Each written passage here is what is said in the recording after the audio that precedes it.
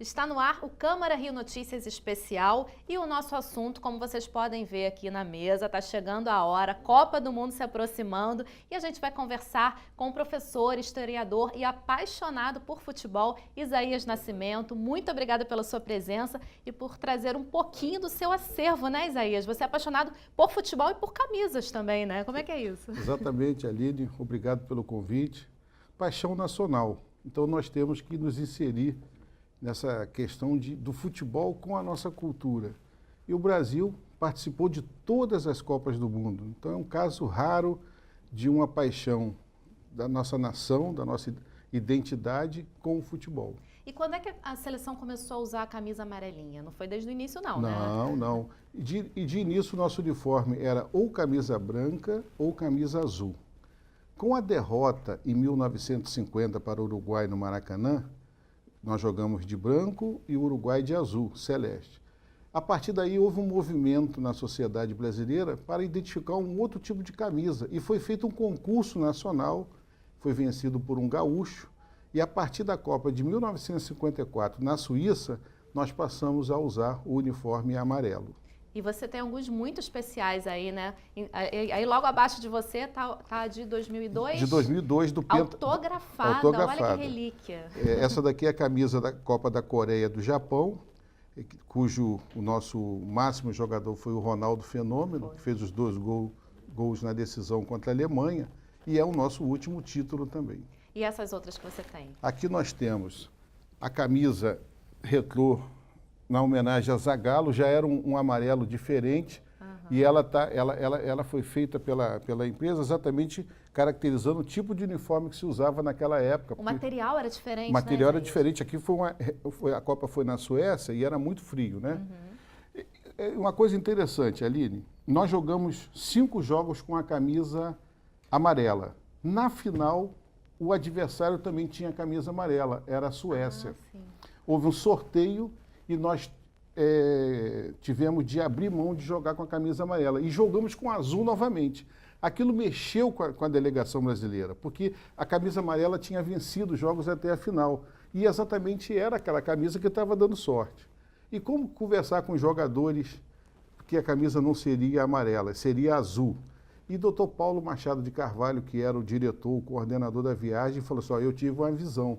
Nós vamos jogar com o manto azul de Nossa Senhora Aparecida. Nossa. E aquilo, de alguma maneira, mexeu com os jogadores, no lado emocional, e ganhamos da Suécia de 5-2. E tem mais camisas aí, né, para Sim, mostrar. aqui uma homenagem ao Newton Santos, chamado A Enciclopédia do Futebol. O amarelo já é um pouco diferente do amarelo de 58. Agora você tem uma relação aí com o Newton Santos, né, que eu já descobri. O Newton Santos, ele trabalhou comigo já no Maracanã. Eu atuei no Maracanã por quase 6 anos. Atuei naquela calçada da fama que tem e nos projetos culturais. E depois eu levei o Newton Santos para trabalhar num programa que ele fazia propaganda para um projeto da Farmácia Popular. E ficamos muitos anos juntos, né? E eu tive o privilégio e a dádiva de Deus de acompanhá-lo nos últimos anos de vida. Firmamos uma amizade muito bonita. E hoje a gente tem toda uma relação de carinho com a família, com todos. E qual dessas camisas é mais especial para você? A mais especial, assim, a que me dá uma sensação assim, de super alegria, é a primeira Copa que eu me identifiquei como ser humano torcedor, né? Que foi 70. Eu tinha 10 anos, né? E assisti a maior parte pelo rádio, porque nem todas as residências naquela época tinham TV. E depois eu fui trabalhar com aqueles jogadores da Copa de 70. E a seleção de todos os tempos para você? Foi essa de 70? A de 70, eu me lembro de um evento que eu fui em Munique, na Alemanha, em 2006, e a FIFA homenageou todos os times campeões do mundo. E tinha um ritual que a todo momento entravam os jogadores de cada seleção. Então entrou os campeões de 54 da Alemanha, 58, 62 do Brasil, mas quando entrou no auditório lá em Munique, o time de 70, houve assim uma sensação de aplausos, mas muito efusivos, porque a seleção canarinho, como é conhecida no mundo, é chamada a seleção dos sonhos, porque 70 foi uma Copa mágica, né? Tudo para dar errado. 70 é daqueles casos bem brasileiros, né? Tudo feito à base de confusão. O técnico da seleção brasileira foi demitido em março, a 60 dias da Copa. Aí chega um outro técnico que não tinha experiência com a seleção e ele faz a seleção vencedora de maneira assim, extraordinária. Então, a Copa de 70 é aquela que mais me emociona. E depois eu fui amigo, e sou amigo de Gerson, de Jairzinho, Roberto Miranda, Brito, Marco Antônio, quer dizer, são pessoas que eu convivo nas suas residências, eles convivem na minha, a gente se fala todos os dias. Então, você imagina um modesto professor que sai lá do Nordeste, vem trabalhar no Rio de Janeiro, né?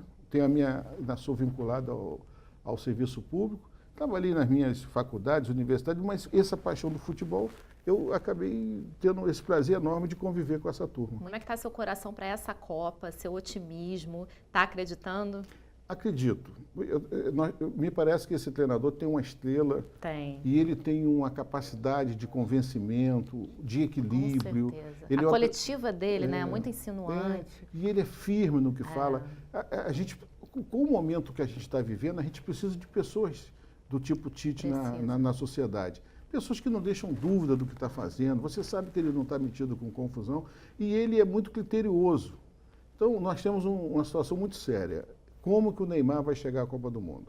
O Neymar, ele sofreu uma fratura muito grave e tem que saber como é que ele vai chegar à Copa. O restante, o Brasil já é um time bem formado.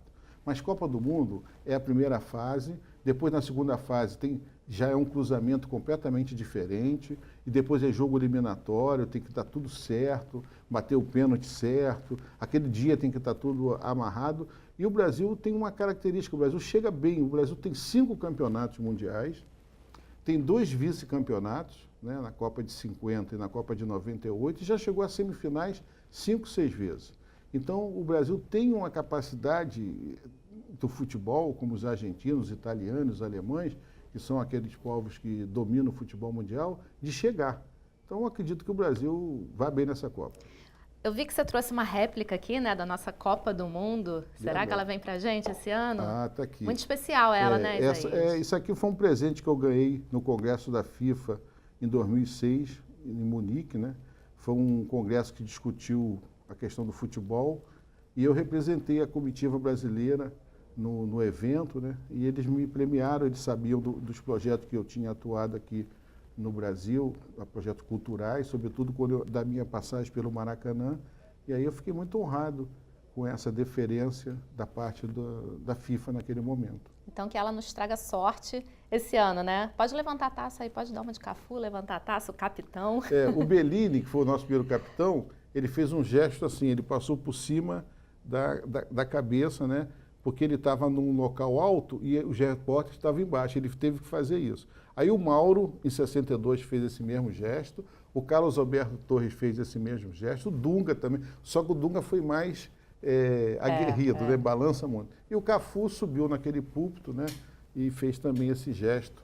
São os nossos 5 capitães campeões. A gente só não vai saber quem é o capitão porque o Tite faz um rodízio, né?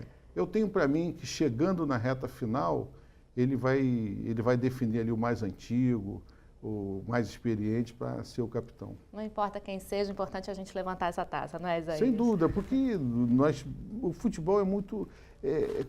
a gente não consegue fazer um estudo sociológico, por que é o Brasil, por que nós jogamos futebol dessa maneira, porque os africanos foram para vários países, mas por que esses africanos aqui têm essa queda pelo futebol? Por que os descendentes de italiano, de português, de japonês, de alemães, né, construíram essa forma de jogar? Que é algo assim diferente, né? Uhum. Então, nós somos vistos como os malabaristas, os jogadores técnicos, né? E isso é uma imagem muito positiva do Brasil. O Brasil é das poucas seleções, Aline, que tem torcedor, né? Eu, quando frequentei alguns locais no exterior, o Brasil tem torcedor. É como se fosse o torcedor de um time de futebol. Então, você tem a associação dos torcedores do futebol brasileiro, eles fazem eventos, leva os jogadores, né? E essa camisa realmente faz um sucesso no mundo. Ela pesa. Pesa. Muito obrigada, adorei o papo, pena que está acabando. Depois a gente conversa mais, se o Brasil for campeão, a gente convida de novo. Combinado? Virei com o maior prazer. Quero agradecer o convite da TV Câmara, a você, a Lília, a toda a equipe.